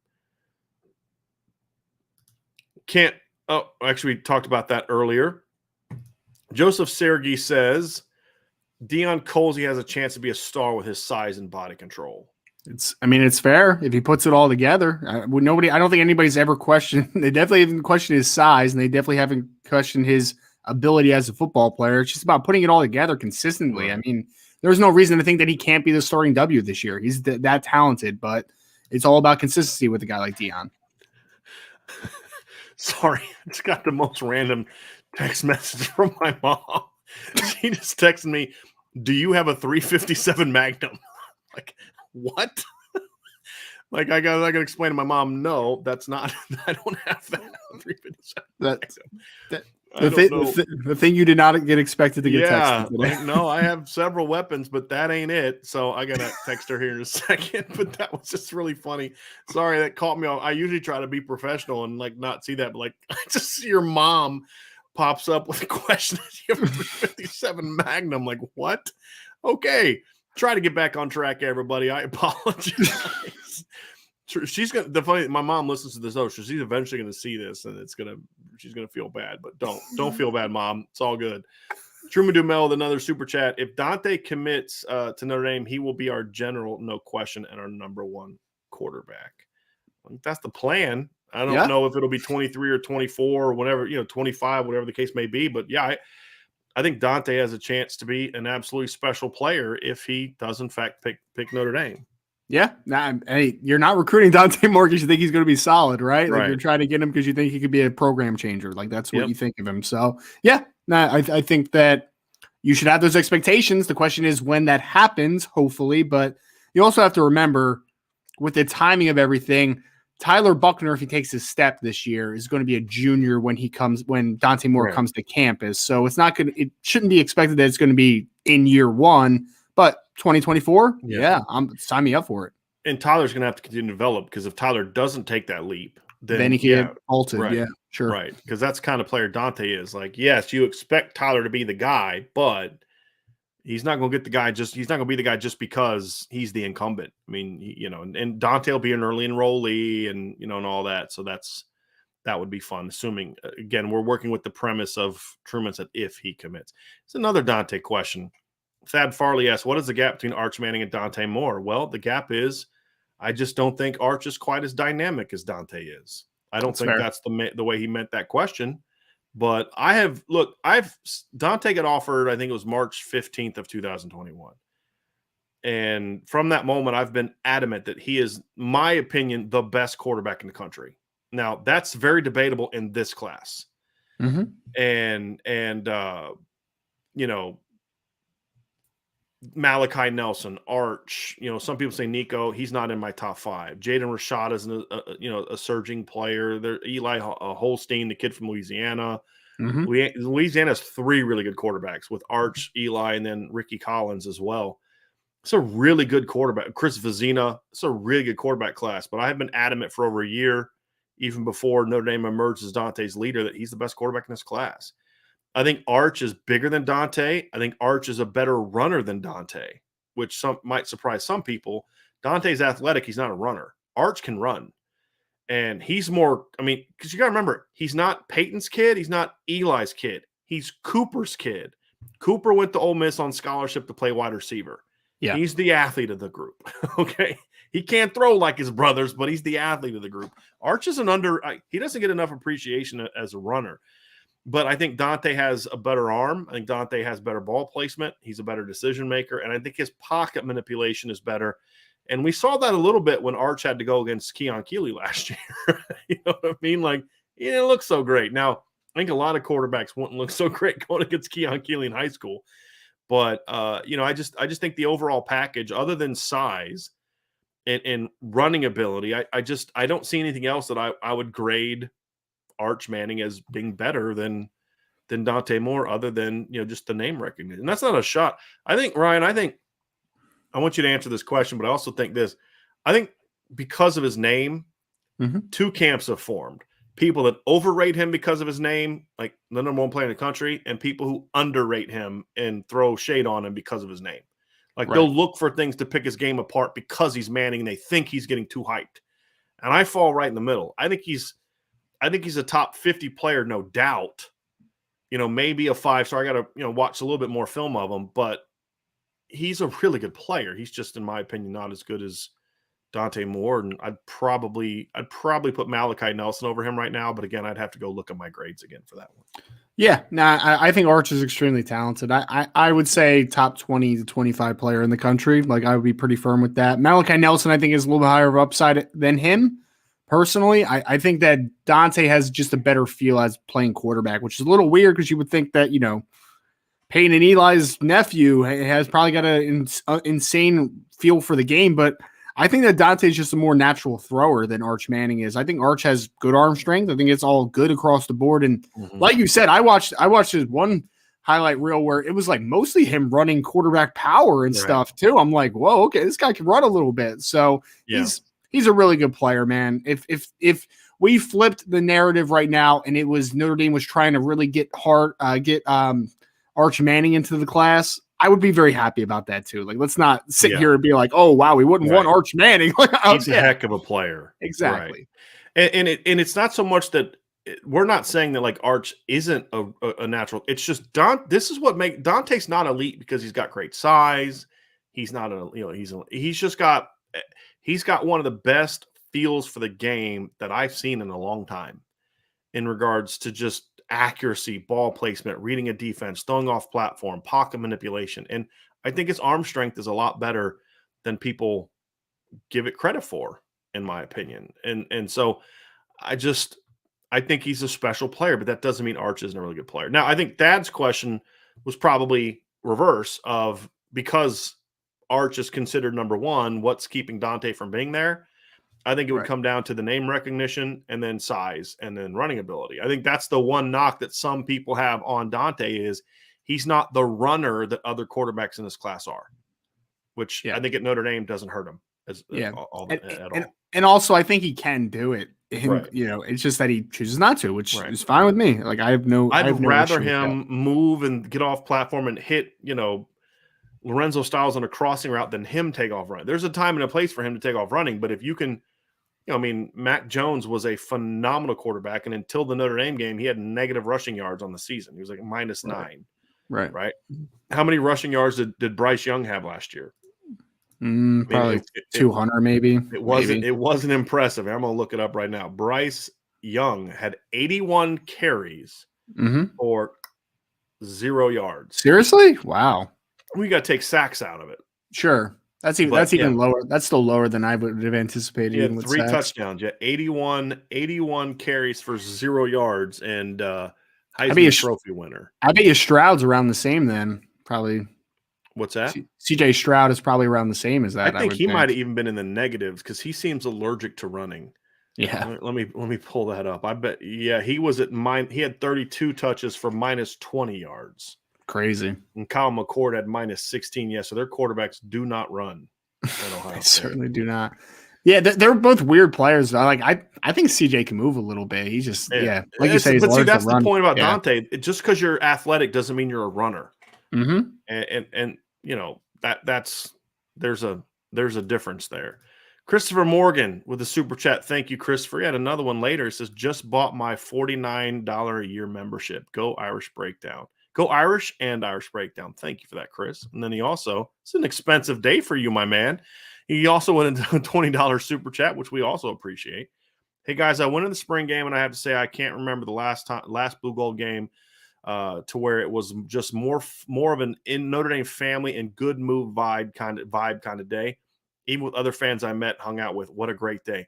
That is not being talked about enough by us, and it should be, because we're just we're film guys. We like to talk about the game, but Ryan, I don't know how many environments you've been in.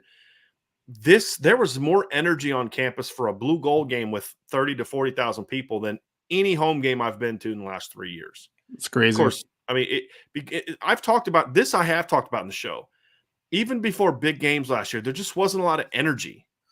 There just wasn't a lot of buzz because it was just kind of like there wasn't a lot going on. I think that fans had just kind of reached that. The BK supporters were just like, hey, this is the best we can be. The people that weren't BK supporters were just kind of over it. And there just wasn't a lot of buzz. And there's just so much energy. I mean, because here's the cool thing for fans. I mean, you're walking around campus and you're seeing, like for me, I had a fan moment on Saturday. I'm walking into the stadium and Rocket Ismail and Pat Terrell walk right by me, like bump shoulders with me. And I'm like, dude, that's Rocket Ismail, right? Because those guys are all back. There's 300 former players on campus. And it's just like, it's one of those things where it's like, there was just so much energy. And I think the fact that you have a head coach that clearly has a great love and appreciation for the university, as fans fired up. You don't have a head coach that's constantly taking shots at the school, like they're holding them back. There's just a different vibe. And so, Christopher, I think you nailed it. And I've heard that from a lot of people. Like, I have never been on that camp. I haven't been on that campus in a long time where there was that much just electricity and energy and excitement. And, hopefully that continues, right? I mean, because, right now this current staff hasn't lost a game yet, haven't won one either. Sure. And so I think that's going to be part of it as well. But yeah, I agree with you. I mean, there was a lot of good vibe, a lot of excited people. I mean, it was a fun day, and it was a beautiful day. It was a really, really beautiful day. So I don't know if Ryan brought that with him or what, but it was really a beautiful day. And wonderful New Jersey weather that you brought with you. I mean, as soon as I came on on Irish Breakdown, I brought, so far we have the #1 recruiting class in 2023 and beautiful day. I mean, it was snowing where you guys are, and then all of a sudden it's like high 70s and sunny and good vibes. It's crazy. Yep. Yeah, I'm sure it was all you. So I love it. John Leahy says, Ryan, Ryan, do the backs have the ability to be on the field together? I know you've talked about Jabron Payne playing in a little slot, a little bit. Let me say this first, Ryan. You don't have to have a guy in the slot for two backs to be on the field together. Nope. And I think that is especially true when you have a quarterback like Tyler Buchner, who can also be a runner. There's a lot of fun options with sort of I'm talking like, if I'm Tommy Rees, and he's younger than me, so he may not even be aware of this, because I don't know anything about his age. I'd be like, hey, man, you need to go back and watch some like OG spread stuff, like Rich Rod at Clemson, Woody Dantzler spread stuff, like Kevin Wilson, not Kevin Wilson, was the coach who passed away. It's not Kevin Wilson, Randy Walker. Yeah. Go back and watch some like OG Randy Walker spread where they're doing like the slot motions and all that. I'm not doing that, but adopt that into your two-back stuff, where you do have some, it's almost like some triple, which takes some work, but it's different than the veer, where you're reading some of that stuff. Because when you have a quarterback like Tyler Buchner and the diversity in the backfield that you have, you can do stuff with two backs in the backfield. You don't, especially with Audric Estime being 230 pounds. I mean, you can put him in a game and lead block at times with him as well and get him the ball and throw him the ball. So, yeah, I definitely think they can. And then, of course, there are some potential to Chris Tyree is not a slot receiver. I had a buddy of mine ask me about Tyree as a slot receiver during the show. He's not a slot receiver to me. He's not a guy that's going to run the route tree that you need a slot receiver to run. That doesn't mean that there aren't things you can do with him in the slot as a runner and passer. So, to John's question, Ryan, I do believe the backs, all of them, definitely have the ability to play together in some form or fashion. Whether it's Diggs and Estime on the field together, whether it's Price and Tyree on together, or some sort of hybrid of those four. I absolutely think they can play together.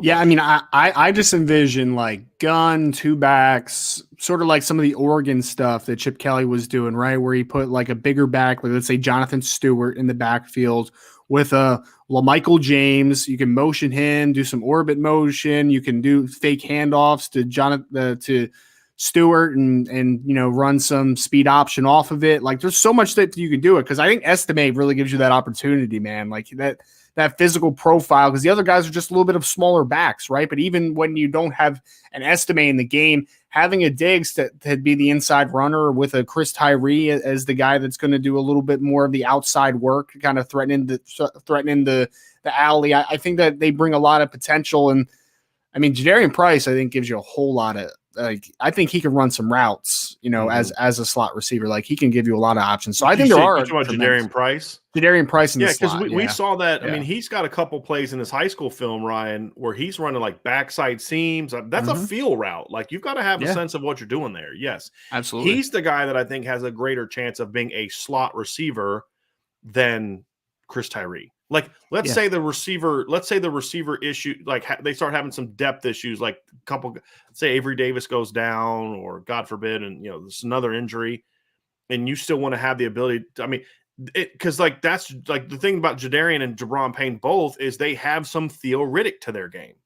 Remember, Theo spent almost 2 full years playing slot receiver at Notre Dame in this offense. So, again, I wouldn't like to do it, but if you get in that situation, that's the first 2 guys that I'm looking at as being options to play that position. And because to your point, he can run routes. That's not really something that I view as a strength for Chris Tyree, in my opinion. And so, I think that's a really, really good observation. Well, one thing I also like too is I think all of the backs that we're talking about, I think also they can do things in the passing game though. It doesn't necessarily have to be out of the slot, but I mean, Chris Tyree on an angle or an option route is deadly, right? I even saw, again, like I keep going back to that spring practice. I was so surprised by how fluid I thought Audric Estime looked running routes and just kind of creating some separation against linebackers. I think all those guys can have impact in certain roles in the passing game as well. Absolutely. Eric Pruitt says, does the offensive line scheme change depending on who is in at running back to highlight their strengths? I mean, there's different wrinkles that are off. I mean, I don't think you're completely changing your offense, but like Chris Tyree. Yeah, sorry. Let me interrupt you here real quick, Ryan, because I know where you're going with this, and I want to let me rephrase, because what you're going to say, you don't change your scheme, you have your scheme. So let me ask Eric's question like this, and I think we'll get an answer that I think he in his heart is what he's looking for. I could be wrong, Eric. You tell me if I'm wrong in changing your question this way. Does the offensive line scheme adjust, or is the emphasis different depending on who's in the game at running back to highlight their strengths? Yes, it changes a little bit. Yeah, because I think I just think of Jadarian Price and Chris Tyree. They're somewhat of similar backs, right? Like they have that home run kind of breakaway speed, one cut and go. So I would think if those are the guys in the game, maybe you're running a little more outside zone. You're trying to create that separation, and then you're hitting those gaps one-on-one, and you're breaking out in dynamic speed. Logan Diggs, although I think he's kind of, he's getting a little too antsy with some of his reads. Yeah. I do think that at the core, I think he does have some natural vision to him. So like maybe you're running a little more inside zone with him. Maybe when it's an Audric Estime, maybe you're running a little more power scheme with that type of profile, So I think that each of them have a couple different things that they can affect the game. So I don't think that it all has to necessarily change completely, but I do think that there should be a different emphasis because they're all have different skill sets. So I think it changes a little bit for sure. Colin McCann, very good answer. I have nothing to add to that. I think you nailed it. And that's why, and he did respond. That is kind of the direction he wanted to go with that. Gotcha. But the thing that I think people need to understand is that doesn't require a scheme change. It's just a different emphasis. And it's like what we've said about quarterback. Does the scheme change when Dante Moore, if Dante Moore takes over after Tyler Buckner leaves? No, the scheme doesn't change. The emphasis would change because they do have different skill sets. Colin McCann says, thank you for the super chat, Colin. Since I'm new to the boards, $1 for each sleepless night. It will take me to get through all of the awesome content you guys have available. Highly recommend everyone join. Thank you, Colin. Very, very, very much. Now, Ryan, don't you feel bad about busting his chops for not being on the board? He's on the board, and he gave us an extra $20 super chat. I know, I know Colin. He knows that I was kidding with him, so we're fine. 99 prompt BK1. So the answer is no. You don't feel bad. I mean, if he took it bad, then I apologize. But I'm Ryan. I know. I'm just having some fun here. I know. 99 prompts BK. I'm not the one to be calling people out for hammering our customers. So 99 prompts BK ain't one. Regarding Colsey, is putting it all together something to be coached, or is that all on the kid? I'd say both, Ryan. It's both. It's a little bit of both.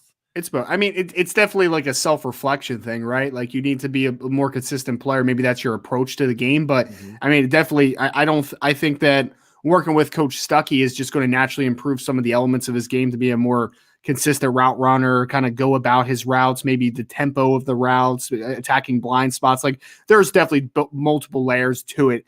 I think that there's definitely an individual touch, a self-reflection piece, but then there's also, you have to have the right person to teach you, right? So I think absolutely both layers there. Yeah. As a receivers coach, any position coach, the reality is you can do the coaching, but the kid has to embrace it. And that's the thing is that's why no coach can get every kid to do what you want. Because at the end of the day, I can, it's something that a coach will say, look, I can't go do it for you. Right. It's the expression, you can lead a horse to water, you can't make him drink, right?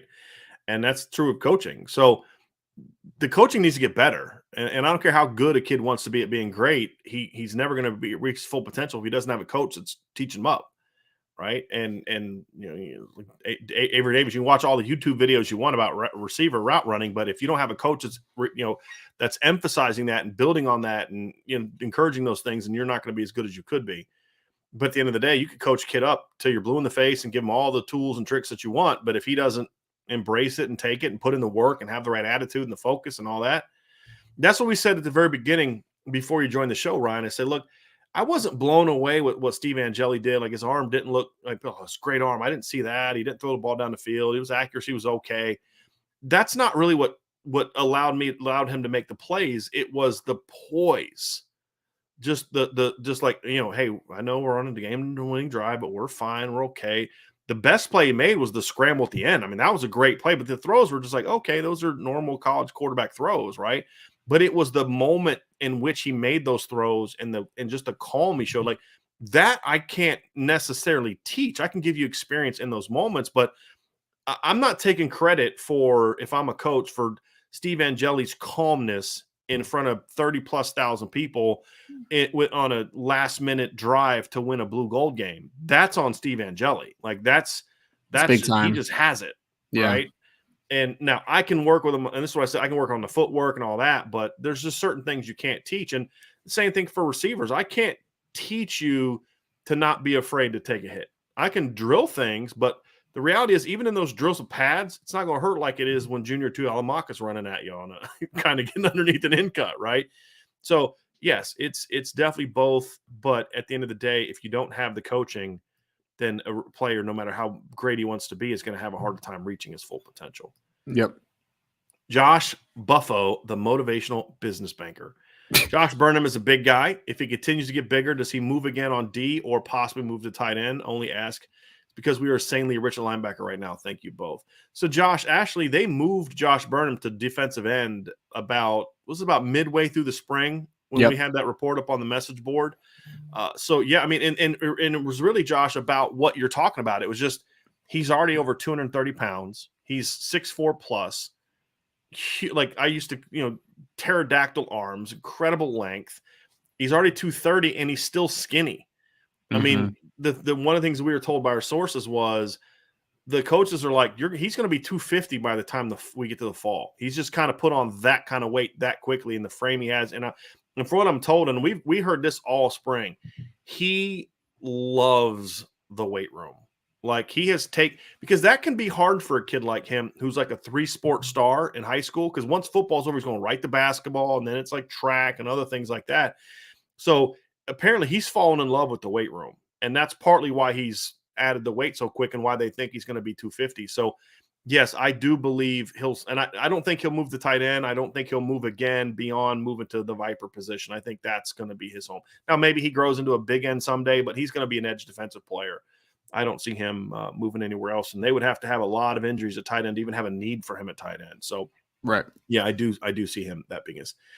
Position KR says Vince is off now, but Vince, I'm mad at you because you said there was no tailgate. That's because Vince wasn't going to beat the tailgate, and he didn't think it mattered if he wasn't going to be there. That one was. But yeah, it's pretty selfish. Yeah, very much so. KR, I'm going to have to get on Vince about that one when he's done. Eric Pruitt with a super sticker. Eric, thank you very, very much for that. Appreciate it. And then Garth Cassidy says, talking about different offenses, what about the Florida State 1993 offense where Buckner is Charlie Ward? I mean, if Tyler Buckner can do anything like Charlie Ward, I'm going to be a happy guy. Charlie Ward was dynamic, man. I remember him. I used to play with him in, what was it, the one basketball game back in the day, right when he was playing in the NBA. Like, fantastic athlete. Yeah, and he was a great quarterback. The thing about Charlie Ward was, he was a good runner, but he was a passer. I mean, Charlie was a pocket quarterback that could run. I don't know if the offense would be the same. It was a little different now. I mean, they didn't use the tight end a ton. They were more of I don't know how much you remember it, Ryan, but they were more of a kind of a 20 personnel team back then. Like the split backs, and then they'd have a fullback and a back, and then they did a lot of 3 receiver stuff. Mark Richt was their offensive coordinator back then, but they did a lot. I mean, they'd use a tight end occasionally, but they would go 4 wide occasionally too. But the offense won't look like that. But I think that Garth, I like. It's not a direct comparison, such different eras, but I do like the idea of the Charlie Ward being a closer comp for Tyler Buckner than some of these. Like I've had people bring up Pat White before. Like, the problem with those comparisons is I think you could compare Tyler Buckner to a Pat White as a runner, Ryan. Yeah. But not even in the same universe as passing from a passing potential standpoint. No. Pat White was an option quarterback in a spread offense. He wasn't an NFL passer. Tyler Buckner can throw the football. That there's no doubt about it. I mean, I just looked up Charlie Ward's stats while I was at Florida State. I mean, his last year at Florida State, he threw for over 3,000 yards, 27 touchdowns, and 69.5% completion percentage. Which so nearly 1993 70%. was insane. Yes. I mean, sure was. I'm actually going to see if I can find some stats from back then. But like that's just not in an era when, the next, if I'm looking at this correctly, the next was like you had a bunch of West Coast guys after that, right? It was like, let me see here. You had like somebody else was like 68. You didn't see a whole lot. Let me find completion percentage. Charlie Ward led the nation at 69%. The number 10 guy was at 64, and the number 20 guy was at 61. I mean, that's a big drop off from 1 to 20.